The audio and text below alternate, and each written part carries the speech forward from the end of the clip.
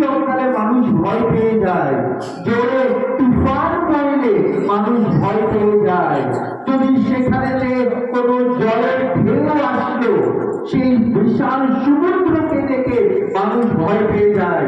যাস না, সমুদ্রে গভীর আছে, তুই মারা পড়বি। আকাশে বাজ পড়লে তুই মারা পড়বি। সূর্যের তাপ বেড়ে গেলে তুই মারা পড়বি। ভয় পা। এই সবগুলো থেকে যেগুলো মানুষ ভয় পায়, এই সবগুলোকে ঈশ্বর বানিয়েছে। আমেন। যিশু বানিয়েছে, তার অধিকারে সবকিছু পৃথিবীতে তৈরি করা হয়েছে।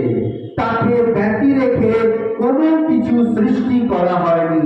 তিনি সবকিছুকে নিজে বানিয়েছেন।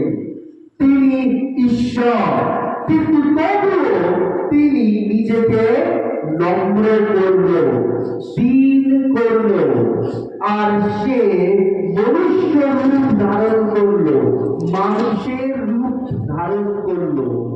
মানুষ সাপে ভয় পায়, মানুষ বাঘে ভয় পায়, মানুষ জলে ভয় পায়, মানুষ পৃথিবীর সমস্ত জিনিসেতে ভয় পায়, মানুষ সব কিছুর উপর ভয় পায়।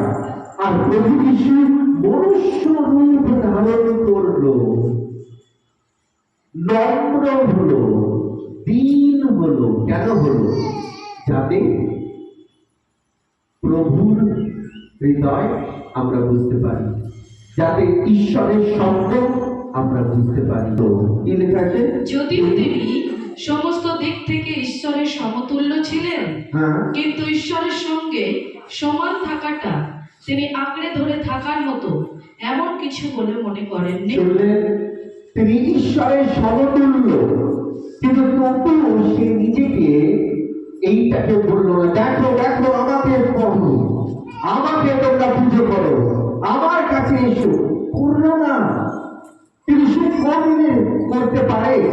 সে যদি বলে কোনো অন্যায় হবে না, সে যদি বলল এটা অহংকার হবে না, সে যদি বলল এটা সবাইকে দণ্ডবত হতে হবে, সে যদি বলল পৃথিবী আমার নিকটে তোমরা দণ্ডবত হও, তাহলে সে কোনো অন্যায় বলছে না, সে হক কথা বলছে।